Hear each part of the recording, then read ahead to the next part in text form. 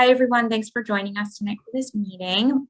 I think we're just going to get rolling with the presentation tonight. Super excited for it. So I'll turn it over to Monty, the president of the Southway Conservationists, to get us started. Well, good evening, everybody, and thanks for joining tonight. I think we've got a really great program tonight. In particular, I want to welcome E.B. Brown and John Kinsella, our vice president, will be introducing him and talking about what he will be telling us about Project Pando.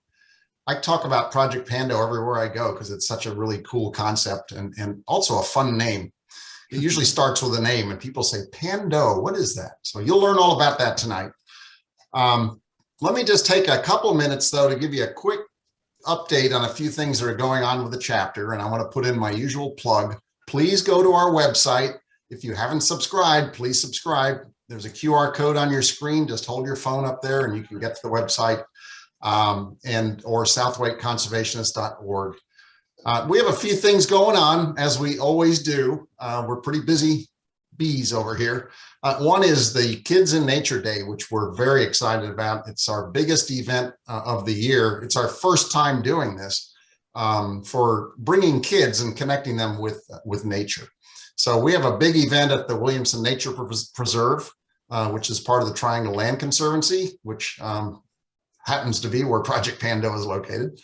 And we've got over 500 people signed up already. So we're pretty excited at the turnout, maybe a little intimidated even.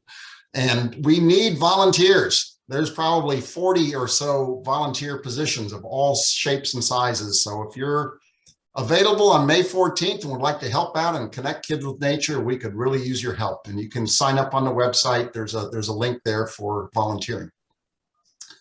Garden for Wildlife, which is something that John Kinsella is leading, has 2 new sites that have been added. So we now have 6 pollinator gardens in various public locations. The 2 newest ones being Yates Mill County Park, which got initiated last month, March 15th. And then newest one is the Bridges Elementary School in Raleigh. And we just got that initiated on April 1st. And all of these will be ongoing gardens from now on. So a total of 6. If you're interested in doing that and helping with that, see John Kinsella. Also, we have a Clean and Green activity, which is about picking up trash and keeping plastics out of our waterways and the watersheds. And our next event is at the Cape Fear River watershed in Lillington. And we're going to do a litter sweep there on April 9th. Again, John is a good contact for that, but you can sign up on the website for any of this stuff. Can I just interrupt for a minute, Monty? Yeah. Also on the Garden for Wildlife, we had one event at the Yates Mill County Park, but we're going to have another one if you're interested on this coming Thursday, April the 14th. And we're actually going to be working with, it's called Earthshare, and we're going to be working with volunteers from a Raleigh law firm. We're going to be doing a lot of plants, different types of gardens, including aquatic plants. So if anybody's interested, go ahead and sign up on our website. Again, we need volunteers. Thank you. Yeah, thanks for adding that, John. That's April 14th. And again, that's Right. on the website. Right. And then we attend various public events, just trying to, again, make people aware of what we do and maybe getting them involved in conservation. So we are signed up now. Earth Day seems to be a super popular weekend for everybody holding everything. It's like it all happens on that weekend. So we had to actually turn some down, but we are participating with a booth at 2 of the festivals. One is the Apex Earth Fest, which, by the way, is Apex's first time doing this. Their sustainability coordinator has put that together. So that's April 23rd, Saturday. And then Raleigh is having an Arbor Day Festival on April 24th at the Dorothea Dix Park. So we need some volunteers to help with that. If you can help, please contact let's see, who are we going to contact? That's going to be, look on the website. It's better that you do it through the website, but come to that if you can, and even better if you can volunteer to help with us. Jeff Allen is running this, and I guess, you know, if you want to contact him directly, you could do that also. I'd like to put in a plug for a really amazing feat that is in progress right now. Luke Bennett is a young man out of Durham who has initiated a hike that's going to go all the way from the Outer Banks to the Smoky Mountains. It's over 1,000 miles, in fact, 1,175 miles, I believe, the entire length of the Mountains to Sea Trail. It's a tremendous commitment on his part. I believe he's at day 16 now. Today was his 16th day of hiking. And he's approaching our area. He's coming from the Outer Banks. So he's going to be in Clayton on April 12th. So some of us are going to meet him there, bring him some much needed fuel in the form of food and coffee early in the morning, hike with him a little ways, but we're not going to commit to the full 1,100 miles. But we're going to see him on his way. But I would encourage you to visit the North Carolina Wildlife Federation website. There's a place where you can support Luke, and it all goes towards conservation. So if you could go there and pledge any amount that you can, they're matching, I believe. There's a matching 1-for-1, is it, Tara? Yeah, 1-for-1. So it's a great time to match that and make an impact that gets matched, and support Luke in this terrific commitment that he has made. And then finally, I'll just put in a plug. We do have some additional roles that people could play here in the chapter. We have a board position that's open right now, which is the secretary, but also you're a member of the board and helping with, charting the path and the direction and making the decisions on what we do next as a chapter. I would love for somebody to step up and throw their hat in the ring that they'd like to be in that position, the secretary. And then we have several committees that I think could use some membership. Advocating for conservation, the Advocacy Committee, Conservation Committee, which is really cool stuff where you build things, that are conservation oriented, be it birdhouses or bee houses or turtle basking platforms, a variety of things, right? There's a lot of projects to do. Fundraising is something we could use some help with, and keeping up with our membership, which is growing pretty quickly, would be very helpful as well. So that's the end of my big plug for things that we need. And I hope it's stuff that you're interested and excited about. And I would like to turn it over to John to introduce our speaker. All right, thank you, Monty.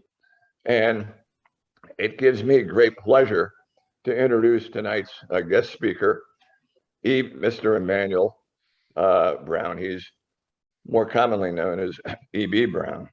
E.B. was actually born in Sydney, Australia, a country which I consider to be, or the continent of 3 Ks: kangaroos, koalas, and kookaburras. He moved to Raleigh when he was 10 years old, and E.B. says that tragically, after moving to Raleigh, he lost his Aussie accent. He very passionate about trees. He's had a lifelong passion for trees. And in 2019, he joined the staff of an organization, a company called Leaf and Limb. Leaf and Limb, located in the Raleigh area. And I believe it was last year, they actually received one of the governor's conservation awards for their great conservation work. One of the programs within Leaf and Limb is called Project Pando.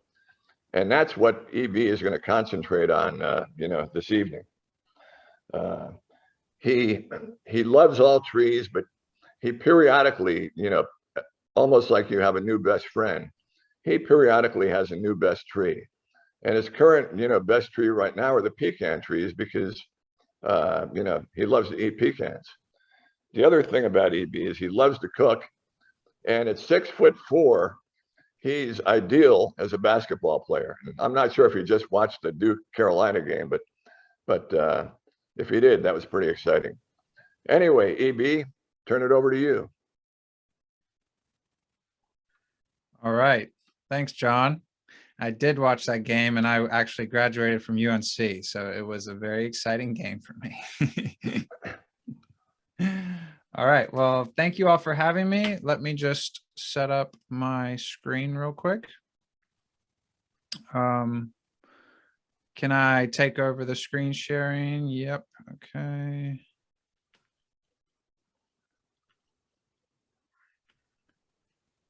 Let's see. Is that working there? Are you guys seeing that? Yeah. Yep. Okay. I'm not seeing it yet. No, I don't see it. Okay, give me 1 second. I'll do the share. How about now? There it is. There you go. Okay. Perfect. All right. Well, as John said, my name is Emmanuel Brown, but most people call me EB. And I work for Leaf and Limb, and I'm the director of Project Pando, and that's what I'm here to talk to you about. So I want to start with sort of some of the background issues that helped us be inspired to create Project Pando. And then I'll get into a little bit more details about Project Pando, some of the projects we're working on, some of the issues we've had to solve, and I'll talk a little bit about our primary nursery, which we call Pandoland, which is at the Williamson Preserve. Okay, well, here's a picture of me hugging a tree. I'm happy to be considered a tree hugger. I truly love trees. I'm very lucky to have this job. And I wanted to just start by hearing a little bit more about why others think trees are important. So if you want to just go ahead and type something quickly into the chat, answering this question, why are trees important? Let's just get a few answers in there. Shade, yeah, that's a great one. Remove CO2, provide food and shelter for wildlife, bingo. Water cycling, I love that. Climate change, they are everything. Perfect, Gail. They add beauty, remove CO2. Yep. Yeah, so these are all great reasons. I'm glad we are together on that. We'll discuss some of these. And then again, I'm always happy to talk trees. So if we didn't get to something you'd like to chat about, feel free to reach out and we can talk about it off through email or something. But I wanted to start by taking you all back in time a little bit. So imagine your great grandmother. You may know a lot about her, but you may not. Now imagine your great, great, great, great, great, great, great, great, great, great, great, great. Pretend I said great 90 more times, grandmother. What do you know about her? Probably not that much. But why am I talking about your very old great grandmother? Well, you had a grandmother who lived this long ago. She lived about 2,600 years ago. And right during her lifetime, a bald cypress seed started growing only a 2-hour drive away from here, right off the Black River in a beautiful swamp. Here's a picture of that swamp. And this bald cypress tree is the 9th oldest tree in the world. It's just incredible. It's still old and kicking, or it's still alive and kicking. And you can go see it. Here's a picture of me in a kayak, kayaking through that swamp. I'd really recommend everyone do this. Again, it's only about a 2-hour drive from here. And paddling through that swamp, you just feel like you're in Jurassic Park without all the scary dinosaurs. It feels really prehistoric, and it's really amazing to see this tree that's old. Well, they don't actually tell you which tree is the oldest, but there's lots of really amazing bald cypresses in there. This picture doesn't even start to do them justice. But yeah, this is just one example of how amazing trees can be. They can live a very long time. And when we work with trees, we are connecting to this lineage, a lineage that goes back way further than the story of this bald cypress and this bald cypress swamp. And we planted a lot of bald cypress seeds this year. Actually, Bill, who I think is one of the attendees, he gave us a lot of bald cypress seeds. They're just starting to germinate, just starting to pop out of the soil. And you just get really excited thinking that one of these seeds that you planted and is now growing, you could plant out in the world and it could live for that long, potentially. That's part of the reason why I love working with trees, along with many other reasons. But unfortunately, I have a bit of bad news to share with you all. So if everyone can please count to 2 with me. So here we go. 1 Mississippi, 2 Mississippi. Every 2 seconds, we lose a football field of trees. So if we do it again, 1 Mississippi, 2 Mississippi, boom, there goes a whole nother football field worth of trees. So I'd like everyone to, again, type in the chat function. Why are we cutting down so many trees? What are some of the reasons for this? Oops. So go ahead, put something in the chat. Idiocy. Farming, that's a great one, Chad. Building material, great one, Athena. Wood pellets for grilling. Development, new homes, timber sales, right. Mulch, yeah. Pulp for Europe, bingo. Yeah. Toilet paper, that is pretty important. So yeah, I love all these reasons, and you can start to see with all these reasons, it's a very complex process. We have a socio-political economic system that drives this stat of losing 1 football field every 2 seconds. So when we think about this socio-political economic system, we believe it is a global imperative to shift from a deforestation economy to a regeneration economy, one that is supporting biodiversity, it's supporting a stable climate, and it is supporting thriving communities. So here's a graph that most of us are probably pretty familiar with. This is US GDP. This is generally how we measure economic health, that being the rise in GDP. And economic health is given so much credit for how we measure the success of our society. But this metric is not complete enough. There are too many important things that do not get counted in this metric. And deforestation is just one example. So there are many good critiques of GDP and its simplistic measure of societal success. And my personal favorite is this one. What we're looking at here is the donut economic model, which was created by a Cambridge economist named Kate Raworth. And so I'll just explain this model real quick. The inner part of the donut is our social foundation, things like access to water, food, housing, and we need enough economic activity for these things. But with too much economic activity, we push beyond planetary boundaries and cause issues like climate change, like biodiversity loss, like land conversion, and a few of these other ones. So we really need to stay in this sweet spot of the donut. You can see where it's light green there. And that's where our needs are met, but we are not taking more than we should. So you all didn't think we'd be talking about economics today, and I hope that wasn't too dry. But I think when we're talking about the complex system of deforestation and also the complex project of planting a lot of trees, we sort of need to look at this from a systems perspective. And so talking about the socio-political economic framework that we're in right now is really important. But now let's zoom in a bit and talk about individual trees. We all like things simple. So if we simplify this planetary deforestation issue a bit, we can think from the mindset of every time we cut down a tree, the world gets a bit hotter, gets a bit drier, water and air get dirtier, soil erodes, biodiversity suffers, and more CO2 is in the atmosphere. Every time we plant a tree, the world gets a bit better. It gets cooler, becomes more lush, water and air get cleaner, healthy soil is built, biodiversity strengthens, CO2 is sequestered, and we get happier and healthier.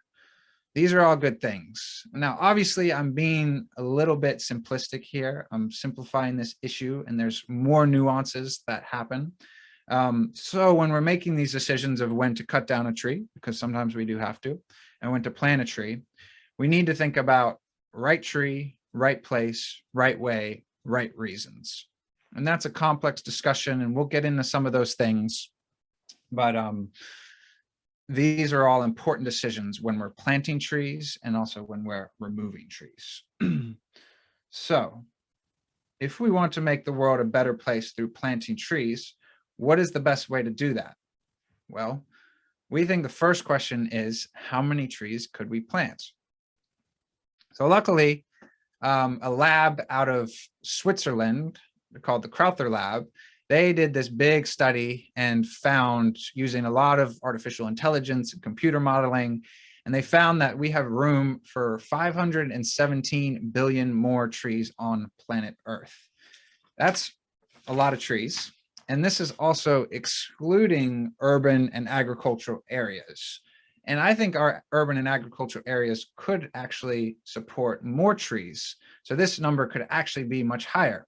And this is also excluding areas where trees could not grow, like, you know, there's some deserts or Antarctica, for example. So if we know that trees make our world cooler, more lush, water and air get cleaner, healthy soil is built, biodiversity strengthens, CO2 is sequestered, and we get happier and healthier, well, let's plant 517 billion trees. Who's in?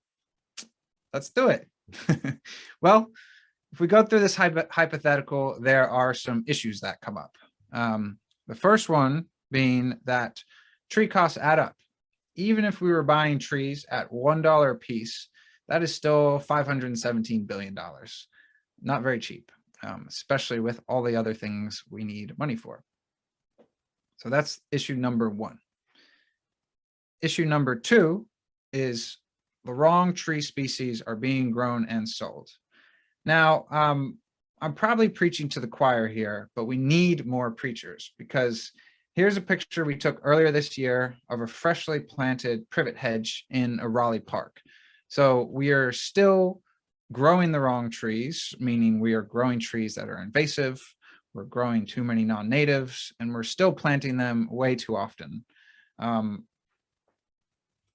So why natives? Again, I think I'm preaching to the choir here, but let's just chat about natives a little bit. Natives are plants that have been growing in the area long enough such that they provide food for other native organisms, such as insects, birds, fungi, and so forth.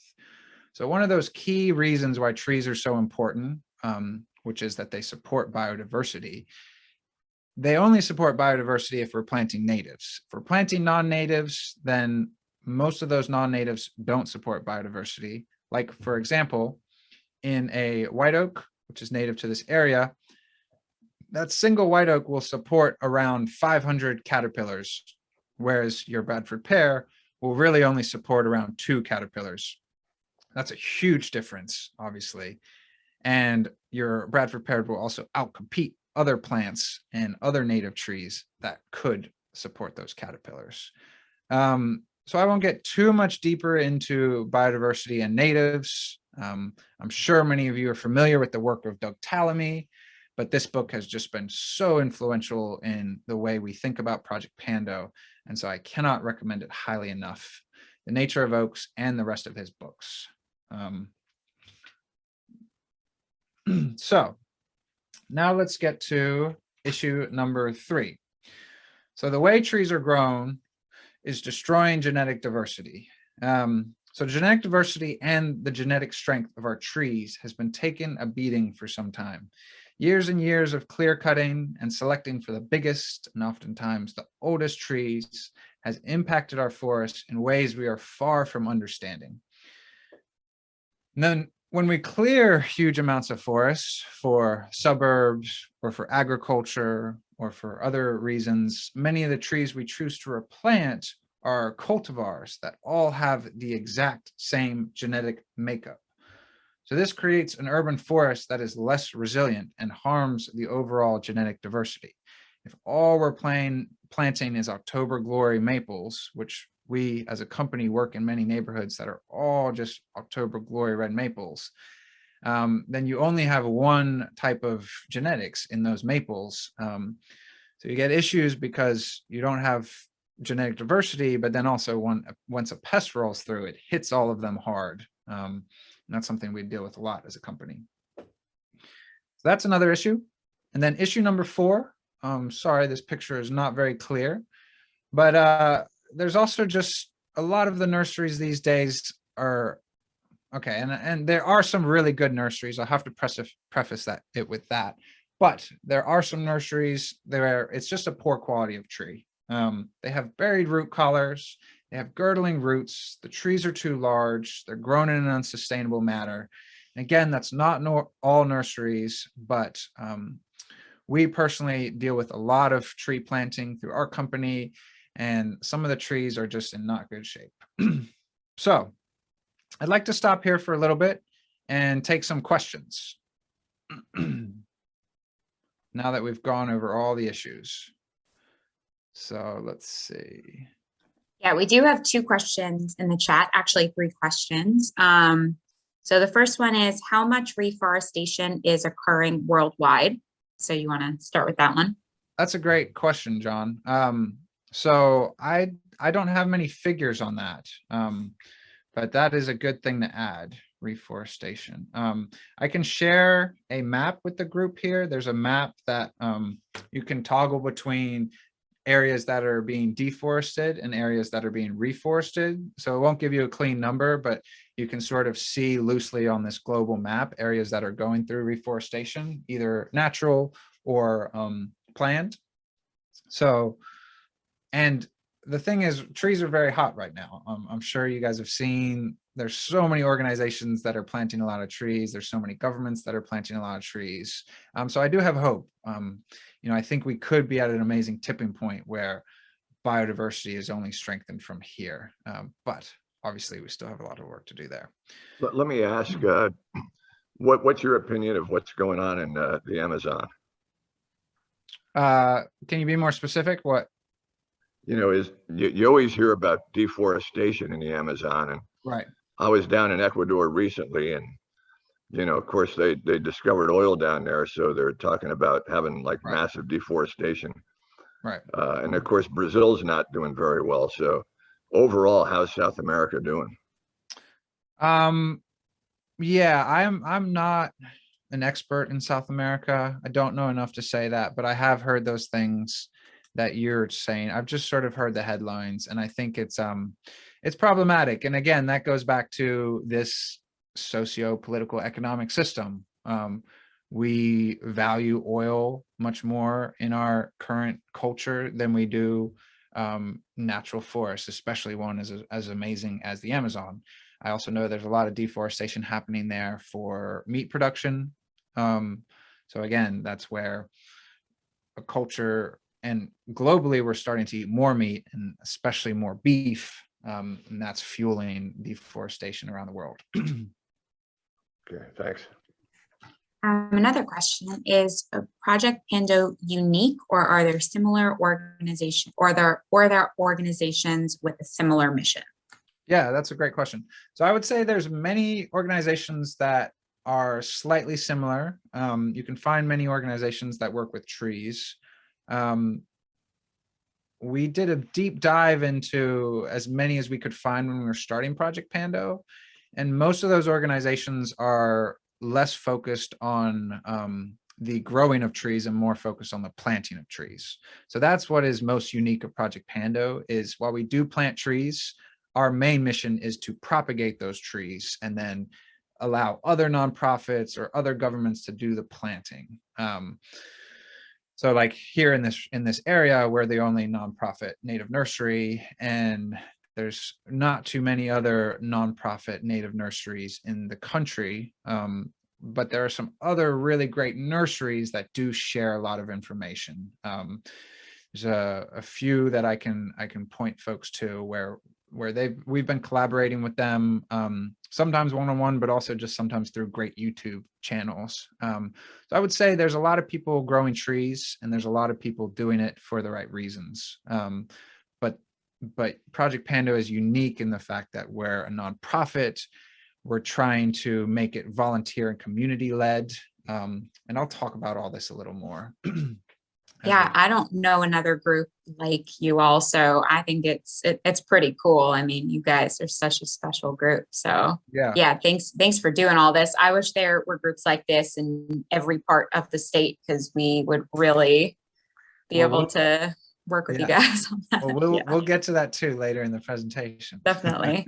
Some more questions. What saplings are in greatest demand? Good question. So we're still a very young organization. We started in early 2020, and the beginning years we're still just really trying to figure things out. So this winter was the first winter that we actually gave away trees, and I would say we were very surprised with the amount of people who did want trees. We gave away around 5,000 trees this winter. And our saplings are smaller, which we'll talk about too.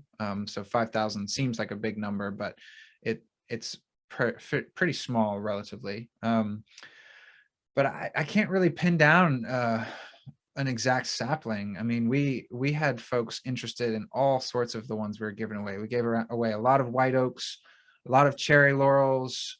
Redbuds were obviously very popular. Dogwoods were popular. We gave away some pecans, black walnuts. The city of Raleigh took a lot of buckeyes, which they are interested in doing some replanting, especially in places where the ash tree has died along their greenways. It's really hard for me to nail down one tree as the most popular, but that's something we're still trying to learn as we do more giveaways. Yeah, that's awesome. I'm really happy to hear that a lot of people are asking for the bigger trees too, because Yes. I know in a lot of the work that we do, there's a lot of people asking for the smaller trees that get up to like 20 feet or so, which are wonderful too. But it's awesome to hear people asking for oaks, maples, stuff like that. Do you work with developers? Next question. Project Pando has we've met with developers a little bit. The main issue with working with many of our developers or many places in the triangle is Project Pando's trees are small. They're saplings. They're 1 to 2 years old. And a lot of times new developments or HOAs have minimum size requirements, and we just don't meet those. And we'll get into that more later too. That makes sense. And then we just have one more really good question. Will you mention how to grow a healthy tree from seed? Yep, we will be talking about that. Awesome. Perfect. Well, then I think we can push forward. This sounds good. Okay. Perfect. Okay. So yeah, with all of these issues and things we just talked about, in early 2020, Leaf and Limb decided to start Project Pando. So what is Project Pando? Project Pando is a community-driven tree nursery that grows native trees to give to the public for free. Where is Project Pando? Our primary nursery is at the Williamson Preserve, although we also grow trees at Leaf and Limb's office. But our primary nursery at the Williamson Preserve is on the Triangle Land Conservation property. That's the Williamson Preserve, which has hiking and biking trails, but also areas for regenerative projects like ours. It's just 20 minutes outside of downtown Raleigh, but we hope that this primary nursery will help inspire others to begin growing trees in their own backyards, for their own businesses, or within their own organizations. Growing trees can be very simple if you know how. And if we want to get to this billions of trees like we're talking about, we need more people growing and caring for trees. So we eventually plan on having Project Pando chapters across the country, maybe even the world, and these chapters will be replicating our process, but also improving on it. We would be sharing information and learning from each other. So Tara, like you were saying, we also have the goal of different chapters. And I'm actually doing a presentation for the Charlotte chapter of the Wildlife Federation in the fall. And I'm going to pitch this idea to them because I think it could fit in really nicely with an established organization. They wouldn't switch to a Pando chapter, but they would just start growing trees and give them away in the Charlotte area. So who is Project Pando? Well, we are a growing group of tree enthusiasts who are caring for, protecting, and learning about trees. And the good news is that anyone can join, including you. We rely on community volunteers and partners to do the work that we do. And being community-led and heavily involving volunteers is really central to the mission. Whenever I'm making decisions on, could I spend my time doing this, which may be best for the trees, or could I slow down there a little bit and bring more people into the project? I always try to bring more people into the project, because we believe that the best way to get more trees and to have a healthier tree canopy and reforestation is to connect more people with trees in a hands-on way. And I'll talk a little bit more about that change that we've seen in allowing people to work with trees in a hands-on ways. But there are many ways to help out, including volunteering in person, helping remotely. We currently have an internship position that we are looking to fill. And we're always trying to reuse materials. So we take donations of old materials like cardboard, hoses, bricks, fencing. And there are many other ways to help too. One of the best ones to get started is by collecting seeds, because all of our trees are from seeds that we collect in our local area. So again, we've been talking about genetic diversity, and we believe that if you collect seeds from the trees growing in your area, you're going to get some really healthy trees and you're going to get some higher genetic diversity. So we collect trees in our backyards, in parks, along roads, behind our schools, sometimes in the forest, although we always want to be careful that we're not damaging native forest by doing that. And this is something that volunteers are tremendously helpful for. And it's one of the best ways to get started helping out with Project Pando. Actually, Bill, who's one of the attendees here, he's our top seed collector. So thank you again, Bill, for all the collection last year. And I would say collecting seeds is really fun.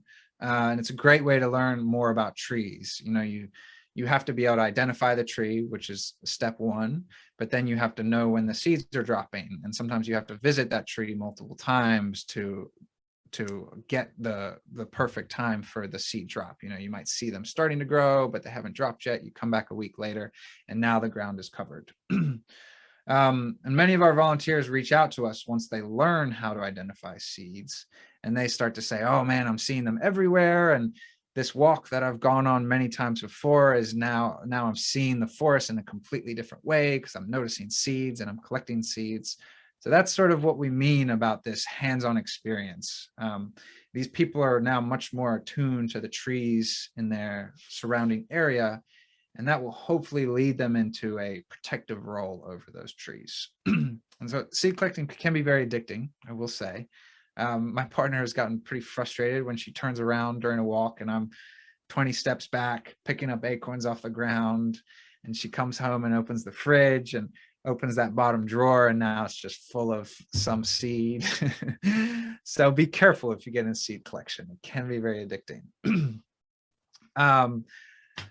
But so when we first started this project, collecting these seeds was difficult. There was not much easily accessible information on how to collect these seeds, how to process them, how to stratify them, how to germinate them, and how to grow them in general.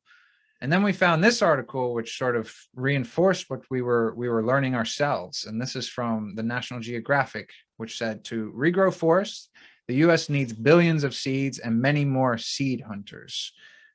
Seed hunters are becoming a rare breed. And so we started compiling our own information and sharing it. I can share our seed Google Drive with you, but this is what we call a seed profile. We have many of the natives in our area completed so far. This is bald cypress, again, that tree, that is the 9th oldest tree in the world in North Carolina. And so, yeah, it just gives a basic information about how to ID a bald cypress, when to collect, a little bit of what to do when you do collect them, and then also how to drop them off to Project Pando. We're far from experts here. There's still a ton to learn. Sometimes we're pretty amazed at just the lack of information out there. And we learn more every day about seeds. But as we learn and refine, we are producing other things. Like, for example, this is our seed drop calendar for this region. You know, it'll show you different species and when the seeds are dropping. And as you can start to see from this calendar, fall is the big seed time. So every fall we have a big seed drive. It starts late September, October, November are probably the two biggest months. And And during that time, that's when a lot of trees are dropping seeds. That's when your acorns are falling, your dogwoods, your hickories, your pecans, your black gums, your buckeyes, lots and lots of seeds. So during that time, we'll set up little drop-off hubs throughout the triangle. We'll have one in Chapel Hill and Durham, a few in Raleigh, and volunteers from all over can bring their seeds to the closest drop-off, and then those will get dropped off at Project Pando from there. So that's something we would love any assistance with this fall. But luckily here in North Carolina, you can collect seeds all year round. So I wanted to just go over some trees that are dropping seeds right now. So red maples are falling at the moment. I'm sure many of you are familiar with red maples. Those are the helicopter seeds. Elm seeds are also falling. That's I actually have really loved elm seeds this year. When they're smaller seeds, but they sort of have a white fuzz on the outside, and when you catch an elm with the sun right behind it, it looks like all these little jewels along the elm tree. So I've really loved that seed this year. It's getting to the later in the season, but some sycamore trees still have their seeds on them. The sycamore seed looks like this large ball, but actually each ball is made up of hundreds and hundreds of individual sycamore seeds. Bill said he's processing a lot now. So yeah, you may still find these out. And then again with tulip poplar seeds, we're getting to the end of the season for tulip poplars, but they look like this cup up high in the tree that is made up of all of these individual tulip poplar seeds. So I'm not sure if you can see my mouse, but each one on this white background is an individual tulip poplar seed. Tara, can they see my mouse as I'm moving it? Yes. Perfect. Cool. So again, that's getting late in the season on those, but you may still find some tulip poplar seeds. And then the last one that I want to talk about is willow seeds. I actually have never collected willow seeds, so I'd be curious if anyone has found some. But they are tiny little seeds that have this fuzz on them so they can blow in the wind. Willow seeds probably won't be our primary method of propagating willows because they're so easy to take cuttings from. But I would still like to see the seeds. So all of these seeds get collected. Actually, so yeah, I'll tell you, last year, 2021 was our second big seed collection. And we were able to collect enough seeds for roughly, it's hard to count them all, but I would estimate roughly about 20,000 seedlings if we planted them all well and they germinate well, which we're still dialing down. But yeah, so we got a lot of seeds. Over 40 different tree and shrub species were collected. And I'll just add in that little note about shrubs here. So we focus mainly on trees, but we will also plant shrubs, even some vines I'm interested in. So I would really say we're a perennial nursery, but our main focus is on trees. So like I said, we had a lot of seeds collected last year, which was awesome, from a lot of different species. And those will be donated to us. And that's a primary function of Project Pando, is to grow these native trees. And we'll take care of them for, well, actually, let me back up a little bit. The first step is, once we get all these seeds, then we also need volunteer help to sort them, to process them, and to plant them. That's a big job, because when you're dealing with volunteer collected and donated seeds, sometimes you get bags that look pretty interesting. We've definitely had things dropped off that are not seeds. We've had seeds dropped off that are all not good to use. And we've got a few different tricks that we teach volunteers on how to tell if a seed is viable or not. But so that's a big job, is the sorting and processing and planting of them. But once we plant them all, we will hold on to them for about 1 to 2 years. And the primary way we grow those trees for 1 to 2 years is in air pruning beds. So what you're seeing here, actually, this wooden frame in the lower portion of the screen is an air pruning bed with some catalpas growing in it. But what are air pruning beds? Well, let's go back to this picture. So I'm sure many of you are familiar with a root-bound tree. That's what we're seeing here. This tree was in a small pot, and as the roots started to grow, it just wrapped around that pot. Well, air pruning beds allow us to grow seedlings without them becoming root-bound. That is the magic of air pruning beds. And that happens because instead of a solid bottom, so like a pot has a solid plastic bottom, we place a wire mesh on the bottom of our growing containers. And we actually raise that growing container off the ground. So the soil is suspended over air. So here's a picture of one of our air pruning beds, and you can see that wire mesh on the bottom there, and it's raised up off the ground by these wooden runners. So you can actually stick your hand underneath there. And so why is this important? Well, if we look at this series of acorn pictures, this will help demonstrate it.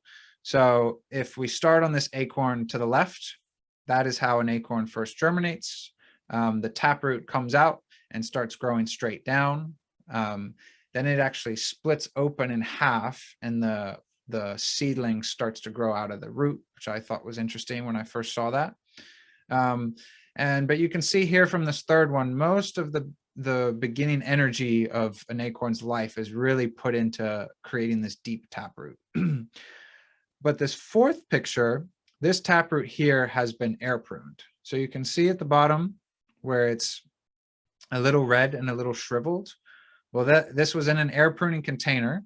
And when that taproot hit the airspace, so like in our boxes, it pushed through that wire mesh and felt that space of air.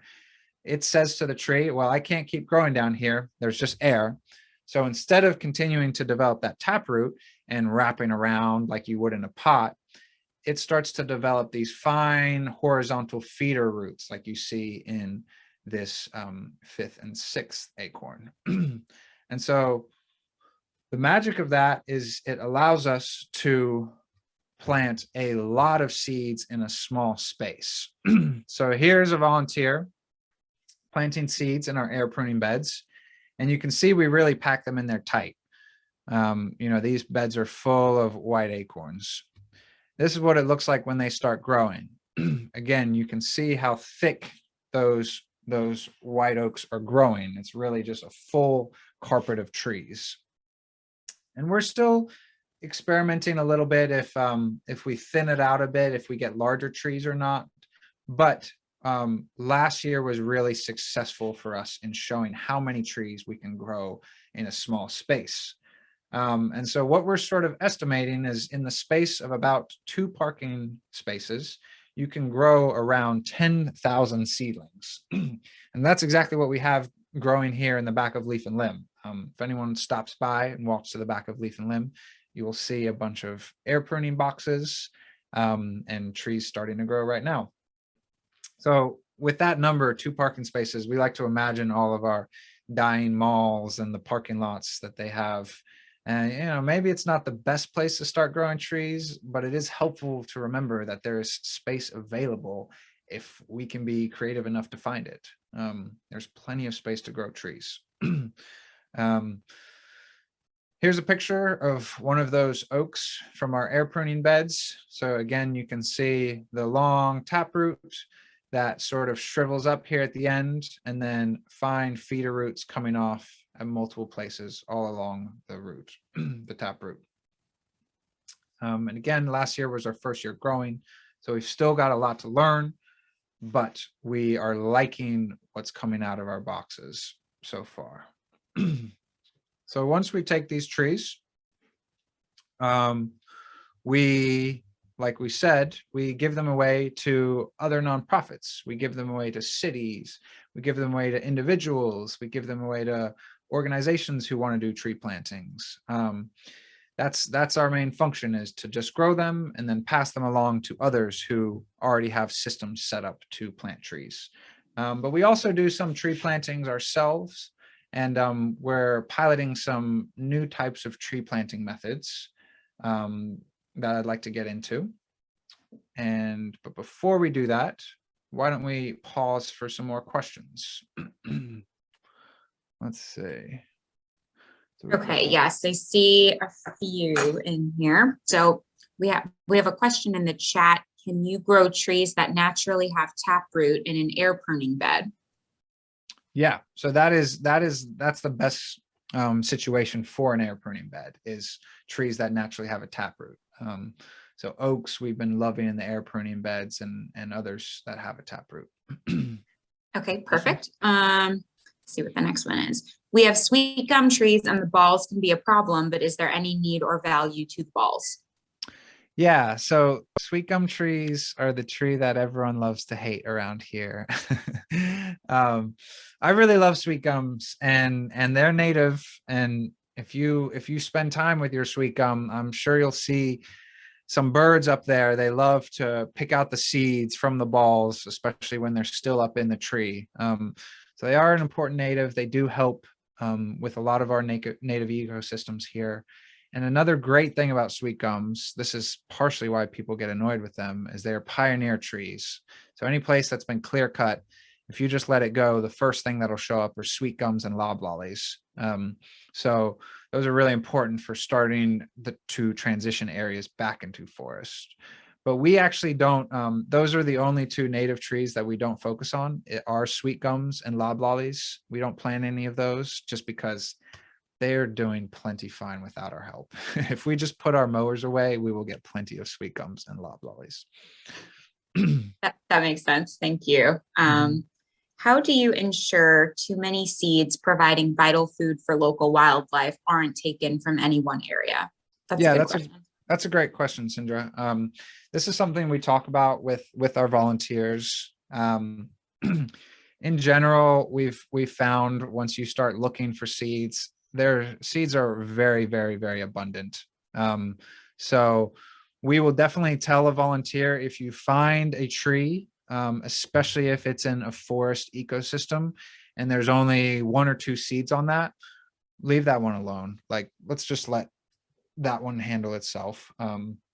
But if you're finding a tree that's just covered in seeds, you can pretty much generally pick as many as you can, and there'll be still plenty left up on the rest of the tree where it's not going to harm the local wildlife. And, you know, we are planning on growing these trees and then planting them out. So we're hoping that we'll actually be able to give many more seeds to the local wildlife by planting these trees. Thank you.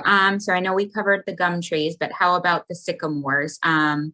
I sometimes find what I believe are sycamore seeds. Yeah, so you're welcome to, we have many volunteers who will take a picture of a seed and say, I'm not sure if I have the right seed, and they'll send it in to me. So I will give my email at the end of this this presentation, and you're welcome to email me a picture of anything you're not sure about. Perfect.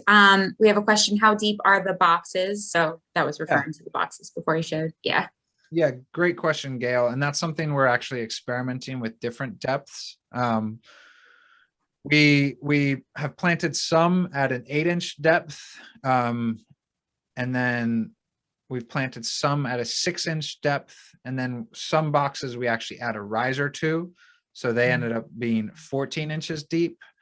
And we're experimenting with what works best. Again, like I said, this is still only our 2nd year of growing trees, so we've still got a lot to learn. But the shallower they are, the more we have to water them, and just the less potting substrate they have to grow large root systems.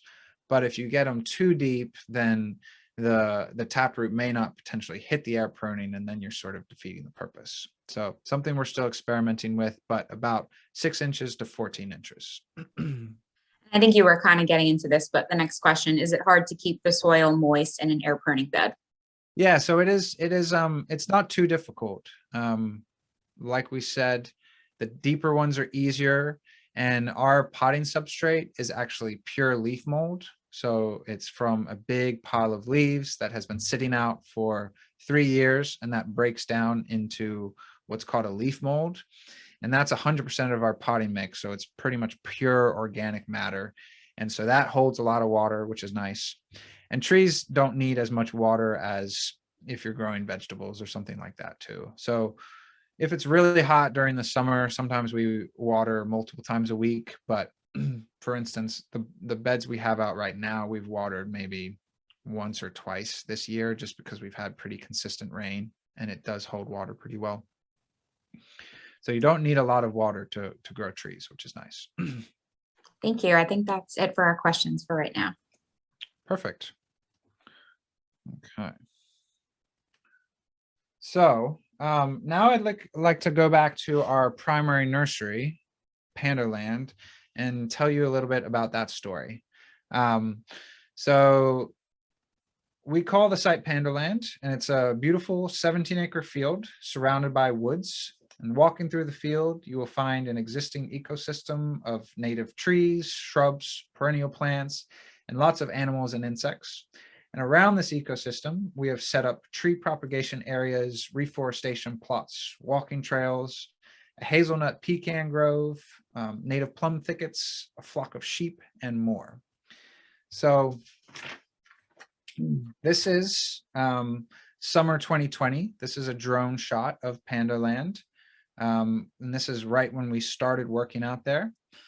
And we had no infrastructure besides some bush-hogged paths. You can sort of see them going around the outside ring. But there were already, like I said, some amazing native plants, and we had some amazing people to help get us started. And I wanted to add in this picture here of one of our sheep that's out there now. This is Toby smiling because he loves being out there. But yeah, so how did we get started? Well, this is a picture from summer 2021. You can see there's a big change here. And what you're seeing here is our water management system. So this sort of strange, but to me, kind of beautiful pattern of lines streaking across the field. That's the water management system. And this system was largely inspired by Eliza Laudley, who used to be the farm manager for TLC. And she actually hired Mark Shepard to help consult with us on this project. So, like I said, we had no infrastructure out here. So we really were starting from scratch and had to decide, well, how do we start working with this piece of land? And as the cliche goes, water is life. Like most living things, trees are primarily made up of water. So Mark Shepard helped us think about our design by focusing on the existing patterns of the land, how water flows through them already, and how we can help slow down this flow, spread out the water, and sink it into the ground. So this water management system is comprised of swales, berms, and a pond. Swales are basically a channel that's cut into the earth based on the contour of the line. So what you're seeing here, these lines streaking across the field are the swales. And that shape is basically the topography map. If you were to lay over the topography map, it would almost line up perfectly with these swales and berms. And a berm is just a linear mound that's on the backside of the swale. And again, these help us catch water on site. And our most important swale is this top one here, if you follow my cursor. And that one's what we call the master line. And that one actually is 1% off grade. And so it funnels water into this pond is dry because it was just dug, but into this pond. So again, instead of water just rushing off, it gets caught in these swales, and some of it is pushed into this pond, and some of it just is held in the swales and slowly sinks into the ground. And the pond is going to be super important because we don't actually have a well on the piece of property. So the pond will be our primary source of irrigation water. And we're excited about it because pumping out of that pond, maybe a distance of 10 to 20 feet, is a lot easier than pumping out of a 150-foot deep well. So if we're talking about energy usage, that pumping out of the pond is much easier. And it's pretty amazing how quickly wildlife has responded to this change. So again, we dug this pond in the summer of 2020. It was dry for about a week or two, Then we got a really big rain and about half of it filled up. And within 3 to 4 hours, it was already covered by frogs. And it was a favorite spot for dragonflies. And actually just last week, I saw my first tadpoles in the pond. So these sort of areas that are holding more water is super important for the amphibian wildlife, especially. And Mark Shepard helped us think about, he talks a lot about how the infrastructure in this country and around the world tries to push water away as quickly as possible. We really need more infrastructure like this that is using water wisely and helping recharge aquifers by sinking it into the ground.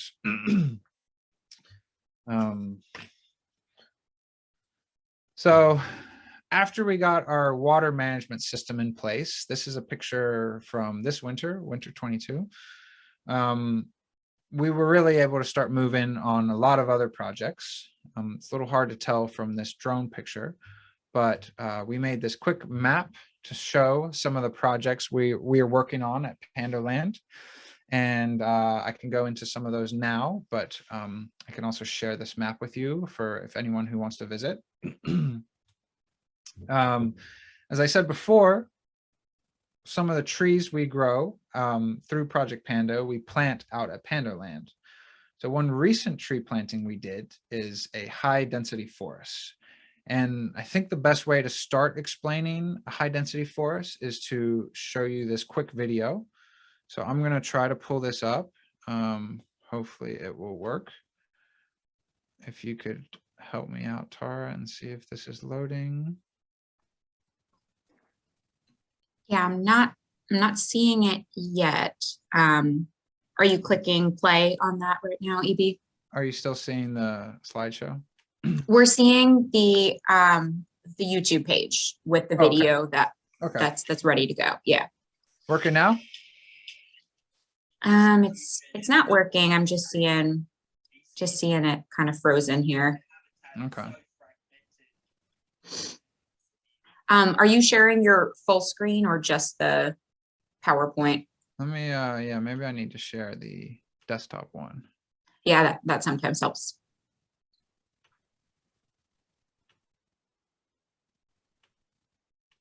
How about now?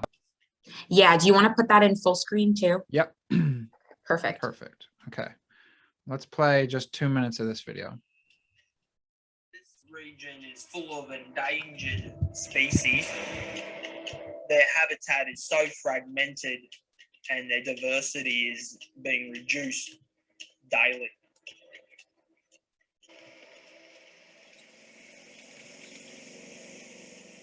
I grew up on a sawmill, so I'd seen my whole life the destruction of the environment and civilization here. To me, even in my heart, as a 5 or 10-year-old, you could just know that it's not going to last forever. By creating hubs and small networks of forest in our region, we can connect habitat, and that will allow our endangered species to move through the landscape. We planted our first tree here New Year's Day 2016. Since then, we've now planted over 42,000 native trees across our region. The Miyawaki method can be implemented in any urban or rural situation. In the design, you can recreate a forest that would take normally 200 years in a bare patch of land. So with all the different strata of the floral species, small, medium and large, you can create a canopy much quicker. And as you'll see, the Sugi forests within 1 year are a functioning ecosystem. There's great biodiversity in the Miyawaki forest. The density impacts on the communication amongst the floral species. You've got 300 trees and shrubs and plants all growing at once together and interacting.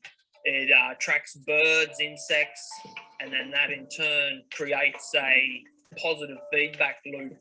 The life is attracted to the forest. I call it the Miyawaki Revolution solution. Okay. Let me pull back the PowerPoint real quick. Okay. Can everyone hear me again? We can hear you again. I'm not sure if we're back on the PowerPoint or just on the YouTube page right now. Okay.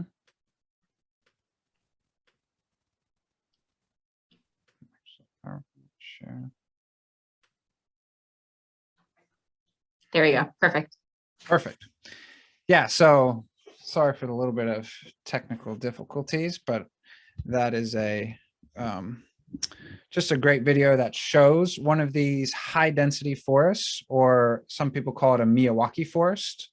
And so we actually planted one of these out at Pandoland. So if we go back to this picture, the reason we really love this idea of high density forests, or Miyawaki forests, as some folks like to call it, is because trees like to grow in a forest. And so that is exactly what we're giving them here. When you plant trees in this manner, there's competition between them, which encourages them to grow straight and tall and also speeds up the growth. But there's also cooperation as they work to change the soil chemistry and biology into something that more quickly resembles a forest floor. So this also speeds up the growth, and you also have that boost of biodiversity because you've planted so many trees at once. So in this area, we chose a square area out at Pandoland that's about 45 foot by 45 foot. And we planted over 500 trees in that area. You just plant them 2 feet from each other. That's pretty much the only design spec you need. And we planted trees from over 80 different species. So we're really excited to see things are starting to just leaf out in spring, and we're really excited to see how it does through this growing season and beyond. And we're going to manage this site as a test site. You know, we're learning a lot as we do this, and also just an example for other folks to see, because this is something we'd really like to keep doing with Project Pando, is encouraging other forms of planting, especially things like this. So the good news is this isn't the only site that was planted this winter. We actually planted another site at a house in downtown Raleigh. And so that's going to give an example of what this can look like in a residential setting, which will be interesting. And then we also, or actually we didn't, but there are 2 different schools in Durham where one of these was planted. And so these plantings were led by Keep Durham Beautiful, Burt's Bees, and the New Hope Audubon Society. And they've been working with Durham Public Schools, the city and county facilities and grounds and maintenance staff. And so that was really an effort to work with these public officials and figure out ways to reduce mowing while also adding more trees and biodiversity to these public schools. So that's really exciting because they shared this picture with me and they said I could share it with you all. This is Glen Elementary in East Durham. And you can see here all of the red. This was highlighted by grounds as sort of a, we just have to mow this every year because that's what we do. But it's kind of a pain in the butt to mow this much. You can see they left just this little area up here for the school playground and areas around the school. But they're saying, let's pilot a little planting project. So this green circle is where they planted their own high density forest. And if that works well, we can do a lot more of these red areas. And so this is just one elementary school in Durham County. But if that project goes well, and if our projects goes well, we hope that Durham County will get on board and reforest a lot more areas around their schools. And then once Durham County gets on board, we could spread it to Wake County and so forth. The county owns a lot of land. And like I said before, there's a lot of space in our urban areas that could be reforested too. But as we know, not everyone can plant mini forests. So we're also interested in encouraging folks to plant smaller trees. There's a number of reasons we like smaller trees. So let's dive into some of those now. So the first is trees are living beings. Like us, once they get older, they don't like to be moved around as much. We like to relax in the place we have been living, especially once we get older. Trees are the same. When you plant a large, older tree, it will be more stressed than when you plant a smaller, younger tree. Again, sorry for the poor quality of this picture. I need to get a better one here. But one of the main reasons for this, why older trees get more stressed, is because of root development. You can see here, this is a larger, probably a 25-gallon sized tree. And you can see those roots have hit the side of the pot, and then they start to just wrap around the pot. Again, we sort of talked about this with the air pruning. But this growth pattern limits the tree's ability to stabilize and also reach water and nutrients, which would happen if it was planted younger and those roots were able to spread out far and wide. So this tree has spent a lot of energy growing its roots in this useless circle in the nursery. And when you plant a tree like this, it'll never really be able to correct that. It'll never grow a proper root system. And this is a big reason as to why our urban trees have such a short lifespan. There's more and more research coming out about the importance of root development, especially in those early years of a tree. And some of the really short lifespans of our urban trees are being attributed to this poor root development, among other things. Urban trees have a tough life. So yeah, we would say root development is arguably the most important aspect of a tree that you will plant. And the bigger tree you are planting, the worse its root development will be. There's really just no way to grow a large tree in the nursery and have beautiful root development. The other thing about planting smaller trees is they are just much easier to plant. They are light enough that a child can carry them, and the roots are small enough where sometimes you don't even have to dig a hole. You just need to make a little slit in the ground, put the sapling in the slit, and then close it up again and let that thing grow. Larger plants are very difficult to plant. Because of this, they're often planted incorrectly, even by landscaping crews, even by arborists. And if you plant a larger tree wrong, it will severely shorten its life. Smaller trees can adapt to be planting slightly wrong because they're just more malleable at that age. And a big reason for that is the root collar. I'm not sure if you all are familiar with that, but if you plant a tree, you want to plant a tree so its roots have a nice root flare like this mature tree. So on a trunk, when you start to see primary roots coming out of that trunk, you want the grade right at that level. If you plant it too deeply, you get what's happening here, which is called girdling roots. You can see here's probably an arborist trying to chip off this main root here that's strangling this tree. And again, that will severely shorten the lifespan of trees when they're planted incorrectly. And when you're planting these big, heavy trees, it's pretty difficult to plant them correctly. And so the last thing about smaller trees that we like is they need a lot less maintenance. You don't need to water them nearly as much. You don't need to stake them. We see a lot of big trees that are planted and then they fall over in the first big wind. And you don't need to give them as much care. But we do say with smaller trees, you want to put down a little mulch and maybe some protection from deer or mower, depending on where you are. And you can also plant a bunch of them. That's what's nice. Since they're so easy to plant, they're pretty cheap, and you can do it quickly. You can plant multiple and then see which one you like best and then remove the others or let them keep growing, whatever you want to do. But it's always devastating when you have one tree in your front yard and it's a big tree and it doesn't make it, and now you have to start from scratch again. So if you can plant a few smaller saplings, and you're pretty much guaranteed to have one of those survive. But we know we're fighting a culture of instant gratification here. We love to plant a large tree and boom, you put that in the ground, now suddenly you have a tree. But I've really found, and many of us working with Pando have also found the same experience, that once you learn more about trees and grow them from seed, it's actually really exciting to plant the smaller tree. And there's more and more research coming out that's showing that smaller trees will actually outgrow larger trees in a 3, 5, 10-year span, depending on factors. So even though you don't get that instant gratification within a short time frame, 3 years is not long in the life of a tree, you may end up having a bigger tree, and it's more than likely that that tree will live a longer and healthier life. So like I said, many of these studies are pretty new. So we wanted to actually replicate one of these studies. So we started our own sapling experiment out at Pando Land.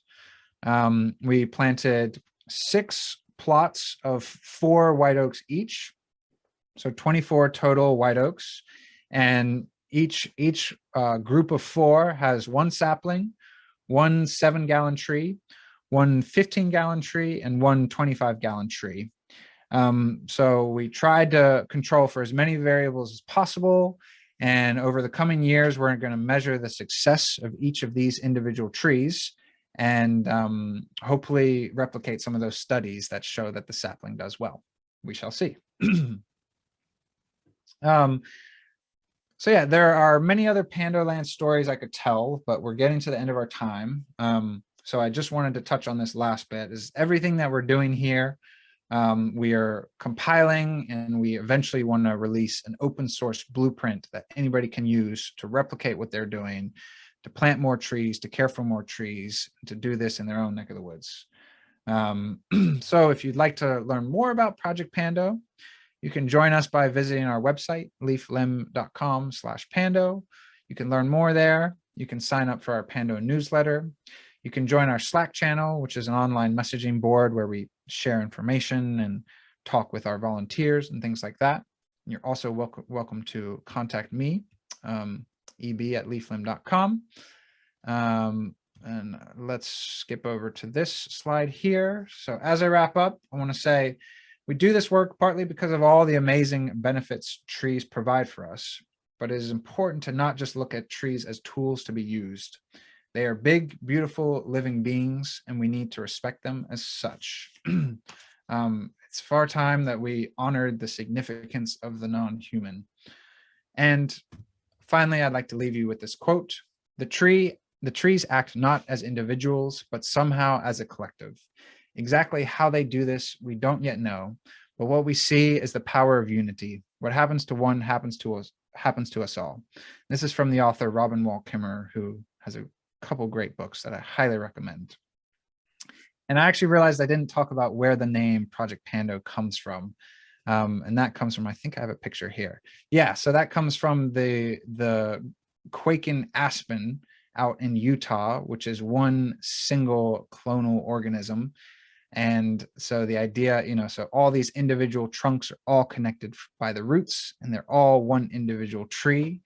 And that tree, which is named Pando, inspired the name Project Pando. So thank you all for coming. I will open it up to more questions. Thank you so much, EB. That was amazing. I'm sure we all feel very inspired by your tree information here. So this was just wonderful. Thank you. And I did see one question in there. At what stage of a tree's life do they sequester the most carbon? That is a really good question. We are doing a deep dive into that, and I don't have all of the information on that, but I can definitely get back to you about it. It can be complex. I mean, I think it's really depending on the type of tree and the growing conditions. But we actually really are trying to shift the focus from individual trees and the amount of carbon they sequester to forests. I mean, the true value of sequestration with trees is in a forest. When you have this system that self-maintains and has lots of different trees at all levels, canopy, mid canopy, under canopy, and then lower canopy, that are all sequestering carbon. And you have really healthy soil where the soil is also storing a lot of carbon from those interactions with the trees. That's really where you store a lot of carbon. So it's more helpful to think of it as like, how much can a healthy acre of forest store rather than individual trees. But if we're talking about an urban environment, we should have that data too. I just don't have it off the top of my head. Thank you. Yeah, that's a really good question. If you find out any more info, feel free to share that and we will get it out to everyone here. And if anyone wanted to ask a question out loud or say hi to EB or something like that, put your hand up and we'd be happy to. I have another question for EB. Yeah. When you see a lot of these trees, especially now in this area, being turned into basically wood chips, you see these big piles.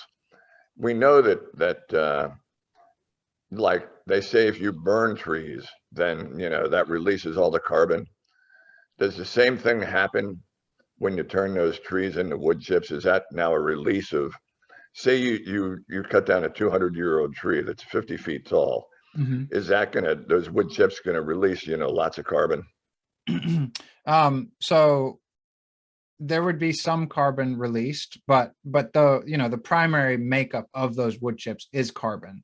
So you would also have carbon stored in those wood chips. And if you were to then use them on your yard, you would be adding that carbon. Some of that carbon would be eaten by the soil web food or the soil food web and further stored in the soil. So I don't know if that quite answers your question. Yeah, but it does. Thanks. It's definitely not, you're definitely losing carbon, but some of it is still stored in those wood chips. And if you use the wood chips that makes sense. Right. And if you use the wood chips well, like to mulch around a new tree that you planted, then you're storing even more.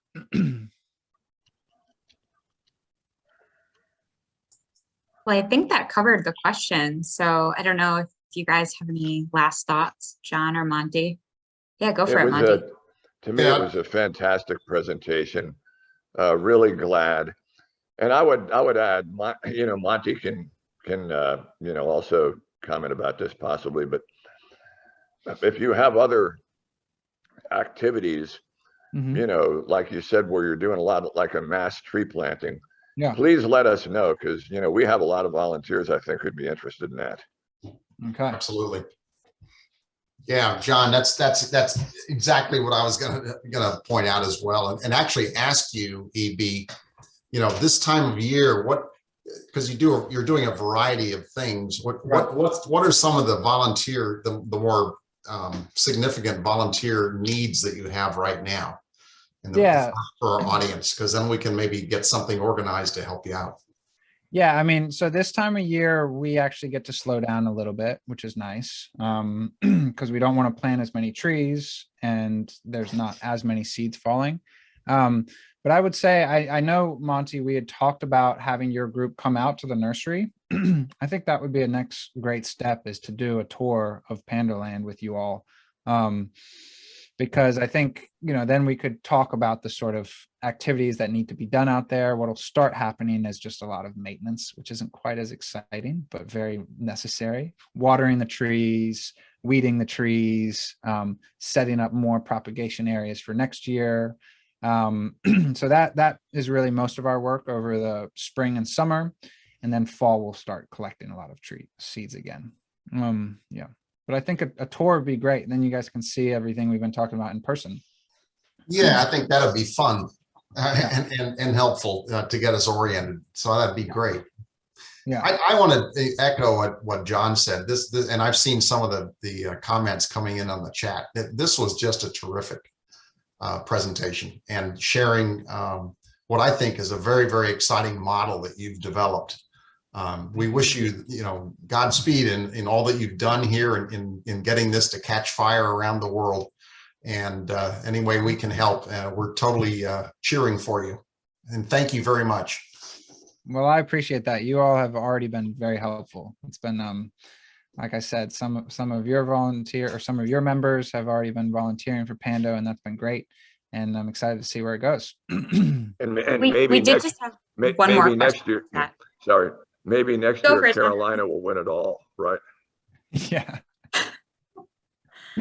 Yeah. I was just gonna say, we had one more question in there. So Okay. if you have just 2 more seconds, there was a commercial about using cut urban trees for lumber or furniture. The U.S. Forest Service, perhaps, and they were asking if you've heard of that program. Yeah, I have. I know there's the NC Urban Forest Council, I think the name is. They have a program about doing that. I think they're still in the early stages there. And I think you're right. I think it is connected to the U.S. Forestry Service. There's also, I'll have to double check. There's a local furniture company that tries their best to use reclaimed wood. Can't remember their name. And Raleigh Reuse or something like that.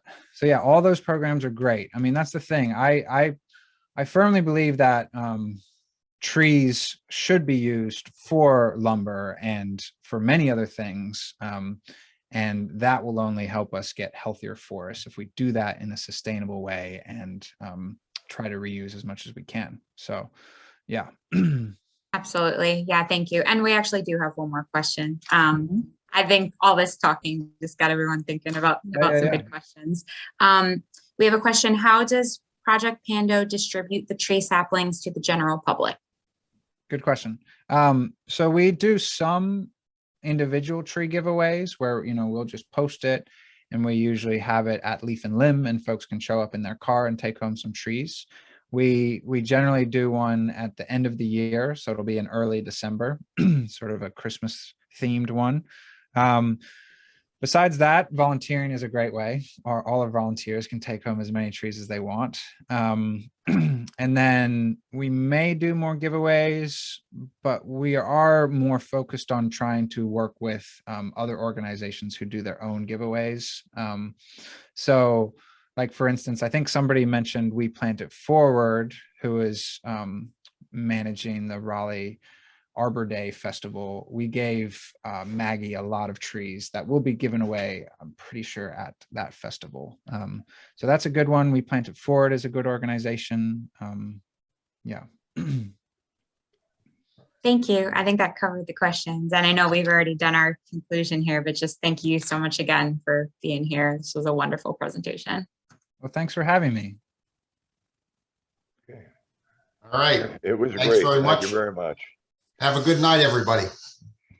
Okay. And come back next month, because we have another exciting presentation on a different note about John's trip to the Galapagos Islands. And we're really looking forward to all kinds of cool pictures and stories from that. That's May 5th at 7 p.m.